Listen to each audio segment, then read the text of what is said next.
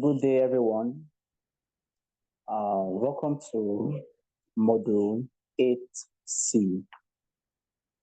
So, briefly before we continue, just a brief review of what we did in the last module, where we talked about the roles or how can, the topic comes in, how can a home health care aide or personal care aide assist a person with physical disability? There we talked about the two main things, which is maintenance of dignity and self-worth. I'm not talking about what the helping them to maintain their what their normal lifestyle.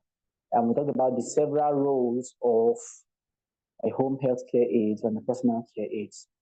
So without wasting much time, we are moving to social, cultural, and environmental influences in caring for people with disability. Social, cultural. Social having to do with when we talk about social, it means a person and its immediate environment. So, what are the social, then cultural? Having to do with your culture, the person's background. When talk about culture, it means that a group of persons come together and they determine as what are this their values, this is their word, their way of life. That builds up a culture. So, social, cultural, and environmental. You know what environmental is? It can be physical environment, can also be social environment, can be even if within a family. So environmental influences. Influences means how does it affect Abby and caring for people with disabilities. So I would rephrase if I was going to rephrase this topic, I would say, how does uh, a person get influenced, a disabled person, people with physical disability, how they get influenced socially, culturally, or environmentally. So as we discussed throughout this course, we've discussed so far, all people have different views of family, and everyone comes from different cultures, and everyone have different beliefs and values. Everyone has their own unique identities, and we all have many parts of what makes us who we are. Like I would say, everyone is unique. No single person has been or is replicated. We may have a look-alike, but we don't have two people that are same. So regardless of whether the person has a physical disability, it is important to remember that all of these differences should be respected and valued. In an ethical environment, it is important to respect values and differences. If you go to some part of the country, they hold respect as important. You can't pass by an elder without greeting. But in some part of the country and part of the world that's large, a single thing has a disturbance, and you don't even greet who you don't know. And this gives us controversies in dealing with two or in dealing with people, one person dealing with two people of different backgrounds. Someone from a place where, let's say, greeting is esteemed, and someone where greeting, you don't greet a stranger, and greeting is not as even as valued as possible. So when dealing with people like this from different backgrounds, different culture, different belief system, we are to what? We are to be careful and what? Respect value, respect differences, and respect the values of each person. It is also important to keep in mind that the unique physical limitations that a patient may have and what they mean to them. I repeat, it is important to keep in mind what the unique physical limitation that the patient have may be and what those things may mean to them. So a person walking around may mean the life to them, while others don't really care. While others, their sight means everything to them, while others already know how well, while others may even know how to live by it. So we have to be careful as how the disability of that patient has impacted their life and what it means to them. How much does it mean to them? What has this thing cost them? Some people must have been cost a great deal due to the fact that they had something we will call a little disability, but to them it is not. So you have to remember always to see the person again and not disability. I skip the point. Home health aides or personal care aides should never be judgmental about what a person can or can't do. Judgmental. I think that should be far from us. That should not even be had among us. Being judgmental about this person cannot do this small thing, can't even do it. That's wrong. Do not be judgmental about what a person can do or what a person cannot do. We have to help them. So we are not judging them that they can't, because if they can, we wouldn't be there to help them. The reason we are helping them is because we can't. So whatever they do, whatever they cannot do, we are not to judge them on that. And remember to always see the person and not the disability. See the person, not the disability. You are helping a man. Why don't you see it as you are helping a person with a disability than you are helping a disability happening to a person? I don't know if you understand that figure, that word. You don't see the disability, you don't see the impotent man, you see the man with impotence. You don't see the paralyzed man. You see the man that cannot walk. See the person themselves, not the disability. These terms the patient and the family prefers when discussing physical disability and limitations. Don't say things like he or she is crippled. Now you are seeing disability, not the person. Rather, or saying he or she is disabled. Those words are off. The patient is a person with a disability, not disability itself. So their disability does not define who they are and does not make them. It all it means is that the patient and the health or a home health aides or the personal care aides may need to be creative in learning to adapt with any physical limitations. Of course, some of these things are used to our tongue. We speak, this man, that man is stupid, that man is blind, that's a blind man, or the man is blind, the blind is man. We are used to saying those words. So we need to learn, even as home health is, as much as our patients is learning to adapt to a lifestyle which they are not used to or they're not born with, we also should learn to adapt to our both communication skills and patterns of how we interact with them. Focus on the word ability in terms of disability. At least they are not the patient is not 100% incapable. At least or at most, no matter how bad it seems, there are little things they can do for themselves to capitalize on their ability than to what to capitalize on their disability. Keep in mind that they may be more difficult for a person. It may be more difficult for a person with a physical disability to access community resources due to physical limitations and opportunities for socialization may be limited. I repeat, keep in mind that it may be more difficult for a person with a physical disability to access community resources due to what those physical limitations and even to the fact that opportunities for socializing may be limited.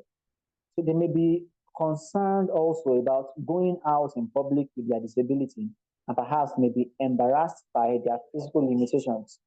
So while many people in our society are supportive of differences in others, there are some people who may take the patient, who will make the patient uncomfortable, and maybe by asking them personal or intrusive questions about their disability, starting with staring at them or exclude them because of the physical limitations. It is common mostly among young adults, where they get staring at something that looks off, looking at that leg that is not long enough. Who have this malformed leg, or who has dislocation and the legs, is tied to the neck, like we just begin to steer their gaze at that person. So some of them may feel bad or less of themselves because of these limitations. But as home health is, we should provide support to the patients as they deal with their worst emotions and help to teach others to accept differences we all have. So in this case, now we are not just facing the people with disability alone, but as well as the other community people, right? Because We also have to sensitize them and desensitize them from their previous beliefs that physically disabled people are not humans or they are aliens or they are this. And most of us who feel like if the person is an adult and he has physical disability, is a witch, and nobody wants to go close to a witch. So those minds, you have to desensitize them and resensitize them with the right knowledge. Provide as many opportunities as possible for the patients to interact with others and to remain an active member of their community. So we cannot have a community of 10 and 10 of them will be judgmental. So the few people who are reasonable and understanding will help to create this kind of social interactions among them and other people to make them an active part of the community. This is a pictorial representation. So now we are moving to situations in which people with physical disabilities require home care. If you're talking about how we can help, how we can do this, how to do that. Now, in what situation does a person with a physical disability require home care? Now, we know that however it is, considering the kinds, either temporary or permanent, all disabled persons benefit from home care. Like a person with any type of physical disability, whether it is temporary or permanent, they all may or will benefit from home care. Home care services for a person with a physical disability are directed at helping the person meet their physical, emotional, and social needs. Home care helps a person to what? The physical disability to help what? Meet their physical needs, emotional needs, and what? Their social needs. The person that may have trouble performing activities of daily living independently, they may be unable to perform tasks such as bathing, dressing, toileting, uh, feeding themselves, maybe running and the likes.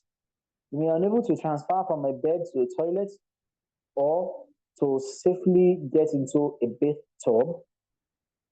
A person with a physical disability may have difficulty with maintaining a clean home or shopping for and preparing food.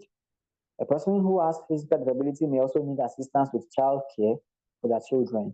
So we mentioned some things now. Anybody, both temporary or permanent, needs home care. Now, those that cannot perform activities of daily living needs home care. Those who cannot perform tasks like bathing, shopping, bathing, dressing, toilets, and the like, they need home care. Those that are unable to transfer themselves from bed to toilets, they need home care. Or to get into the bathing tub needs home care. Those with physical disability that may have difficulty with maintaining a clean home or shopping for or preparing their food needs home care. A patient who has physical disability may need assistance with child care for their children. So this type of persons also needs home care. While some people may only need home care for a short time, if it is temporary, maybe such as recuperating from an injury or surgery, these are temporary disabilities, other people may need home care throughout their lives to help them remain in their home rather than a long-term care facility. You spend more time, like those, if you look at those people who have those severe disabilities, I think home care serves them more and even cheaper in terms of financial cost. Because when they spend more time in medical facility, they keep paying for so many costs, bed fee, a lot of other fees that will be charged on them. But then, getting a home care aid will make it more lenient on them. So dealing with the many stressors of everyday life and as a result of their physical limitations, a person with a physical disability may require home care to provide the support they need, either to help them with child care, like we mentioned, help them with bathing, toileting, movement from one person to another, shopping, preparation of food, and whatever they can do for themselves. The home health aides can help provide those emotional support the patient and the family needs. Of course, every disabled patient has emotional troubles. So even if not for anything, they need a home health care aid for emotional support, even for the family and themselves. And also they need what? Assistance with performing physical tasks, such as those transfers, meal preparation, household chores, cleaning and bathing, and the likes. So this is a picture of a man who is being shopped for by the home care aide. So we've come to the end of this particular module. So making a brief recap and a summary of our discussion so far, we've been able to understand everything about physical disability. We started with developmental disability, differentiated from mental illness. We were able to talk about physical disability, the causes of physical disability, the types, and how we can help. And finally, now we talk about the influences, which are cultural influences, environmental influences, and social influences in caring for people with disability. And we also mentioned situations that makes a physically disabled person liable for home care. Situation in which a person with disability requires home care. And we talked about those that all classifications of physical disability will require home care, even if not for physical aids, even if not for uh, social aids, importantly, emotional aids. They need emotional care a lot. So both those who are under temporary disability or permanent disability, they all require home care.